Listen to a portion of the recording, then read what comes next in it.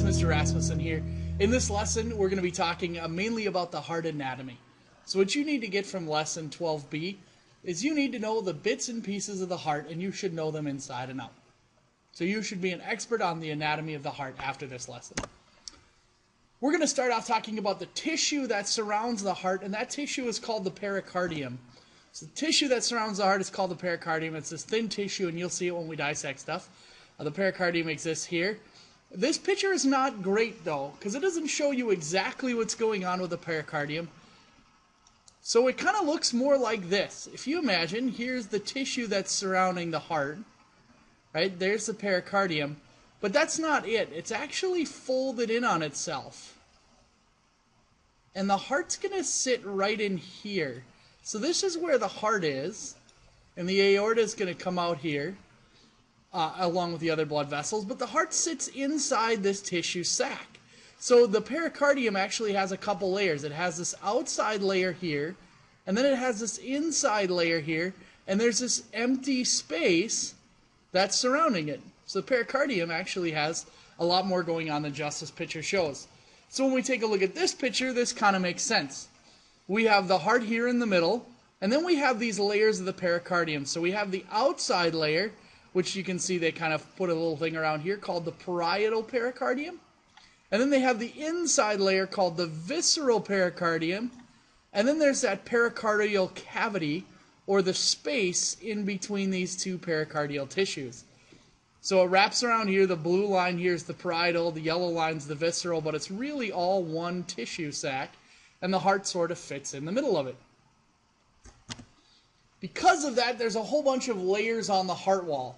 So if we're to take this heart wall and we're to take a dissection out of it, we're going to see a bunch of different pieces. And here's that little slit, or that cut taken out here.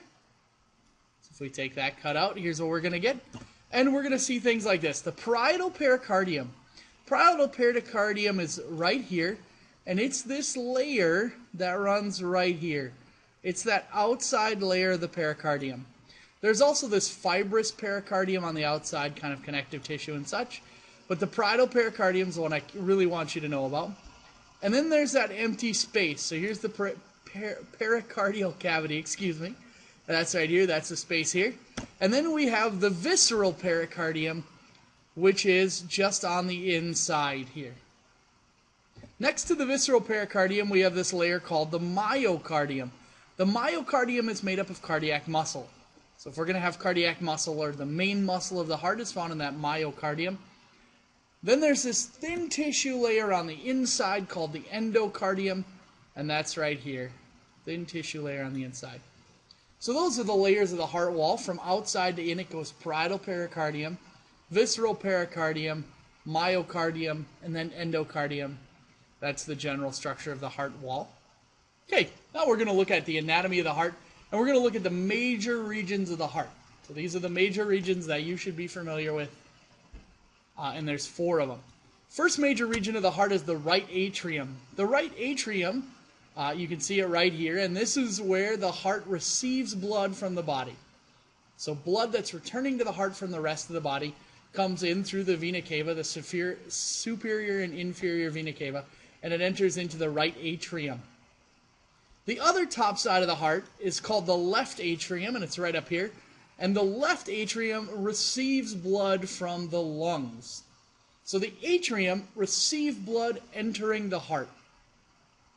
From the atriums, they pump the blood into the bottom section of the heart called the ventricles.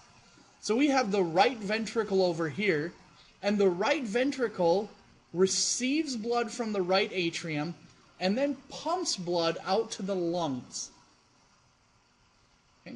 The other side is the left ventricle over here, and the left ventricle receives blood from the left atrium and pumps blood out to the rest of the body. This ventricle, when we take a look at the dissection of the heart, we'll notice that the left ventricle wall is much, much larger, and the reason for it is because it has to pump blood so much further than the right ventricle. It has to pump the blood, it has to maintain pressure all the way out to the smallest layers of capillary beds. So it needs a lot of pressure and a lot of force pushing the blood out. So those are 4 major regions. There's 4 chambers of our heart, the 2 top atria and the 2 bottom ventricles. There's also this line in the middle here, and the line in the middle is called the septum, and it's the piece of tissue that divides the atrium, or the right and left atria, and the right and left ventricle. So in the center of the heart, the septum separates the ventricles and the atria.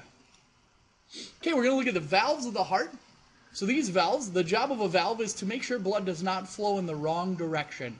So this makes sure blood is only flowing in one direction. We don't want blood, as the heart contracts, we don't want blood to go where it's not supposed to go. That'll take away a lot of the pressure and cause a lot of problems. So these valves keep blood flowing in the correct direction. The first valve is the right atrioventricle valve, and you can see it right here. It's the valve that separates the right side atrium from the right side ventricle. That's why its name is atrioventricle valve. Okay. Over here we have the left atrioventricle valve, and it's right here. It keeps the left side, or it connects the left side's atrium and ventricle. Okay, then we have what's called the pulmonary semilunar valve. And it's called pulmonary because it heads out to the pulmonary artery.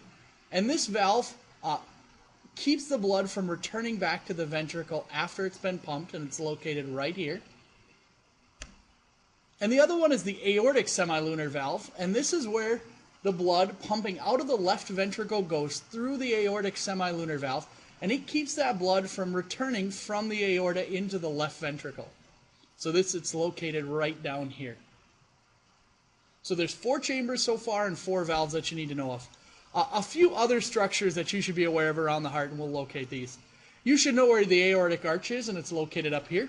So the aorta is the major blood supply that extends out of the heart. You should also know where the superior vena cava is, and we can see it right here. There's also an inferior vena cava, and on here it's kind of hard to see, but it's the blood returning to the heart from the lower half of your body. And then over here we have the pulmonary arteries, which are sending blood to the lungs. And then over here we have the pulmonary veins, which are returning blood from the lungs back to the heart and into the left atrium.